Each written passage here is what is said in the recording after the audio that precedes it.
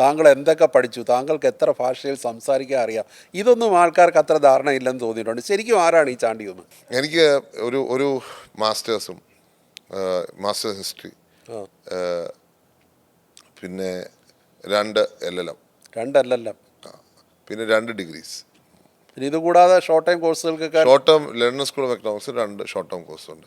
ഇപ്പം എനിക്കൊരു ആഗ്രഹം, അങ്ങനെയാണ് ഒരു PhD കൂടെ ചെയ്യണമെന്നൊരു ആഗ്രഹത്തിൽ നിൽക്കുകയാണ്. അത് ഏത് വിഷയത്തിലായിരിക്കും? ഒന്നുകിൽ ഈ ഫെയ്ത്തിലായിരിക്കാം, എന്താ പറയുക, ഞാനിപ്പം നടത്തിയ സർവ്വമത സമ്മേളനത്തിന് അടിസ്ഥാനമാക്കി അതാവാം, അല്ലെങ്കിൽ എൻ്റെ ഏറ്റവും ഇഷ്ടപ്പെട്ട വിഷയം ഇൻ്റർനാഷണൽ റിലേഷൻസ് ആണ്. ഓ, അത് ശരി. എൻ്റെ ഏറ്റവും ഇഷ്ടപ്പെട്ട വിഷയം. അപ്പോൾ ഇത് രണ്ടിൽ ഏതെങ്കിലും ഒന്നാവാം. കാരണം ഇതെനിക്ക് വലിയ അട്രാക്റ്റീവായിട്ട്, കാരണം ഞാൻ വിശ്വസിക്കുന്നത് ഗുരുദേവൻ പറഞ്ഞു തന്നെയാണ്, ഒരു ഫെയ്ത്ത് മാത്രമേ ഈ ലോകത്തുള്ളൂ. ഭാഷാ വ്യത്യാസമാണ് മനുഷ്യനെ വേർതിരിക്കുന്നത്, സംസ്കാര വ്യത്യാസമാണ് മനുഷ്യനെ വേർതിരിക്കുന്നത്. ഒരു ഫെയ്ത്ത് മാത്രം, ഒരു ഗോഡും മാത്രമേ ഉള്ളെങ്കിൽ തർക്കങ്ങളും കലഹങ്ങളും ഈ ലോകത്തില്ല.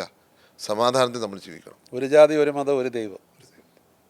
ആ, പക്ഷേ ഈ പറഞ്ഞപ്പോൾ താങ്കളിപ്പോൾ താങ്കളുടെ എഡ്യൂക്കേഷണൽ ക്വാളിഫിക്കേഷൻസിനെ കുറിച്ച് പറഞ്ഞപ്പോൾ അതൊന്നും ആർക്കും അറിയാത്തുള്ളവരായിരിക്കത്തില്ലേ ഈ മെച്യൂരിറ്റി ഇല്ലായ്മയെക്കുറിച്ച് പറയും? അല്ല, എഡ്യൂക്കേഷൻ അല്ലേ എപ്പോഴും സ്ട്രെങ്ത്. അതിപ്പം അവരുടെ കാഴ്ചപ്പാടല്ലേ, അവരുടെ കാഴ്ചപ്പാടും അവരുടെ വീക്ഷണമാണ്. ഇപ്പം ഞാനൊരു ഡിഫറെൻറ്റ് വ്യൂ പോയിന്റിൽ ചിന്തിക്കുന്ന ആളാണ്. ഇപ്പം മെച്യൂരിറ്റി ഇല്ല എന്ന് പുതുപ്പള്ളിയിലെ ജനങ്ങൾ പറയുമോ? അതില്ല, അങ്ങനെയാണെങ്കിൽ ഇത്ര ഭൂരിപക്ഷം തരില്ല. പുതുപ്പള്ളിയിലെ ജനങ്ങൾ ചരിത്രത്തിലില്ലാത്തൊരു ഭൂരിപക്ഷം തന്നെങ്കിൽ എല്ലാവരെയും ഞാൻ എങ്ങനെ ചേർത്ത് പിടിക്കുന്നു എന്ന് അവർക്കറിയാമല്ലോ.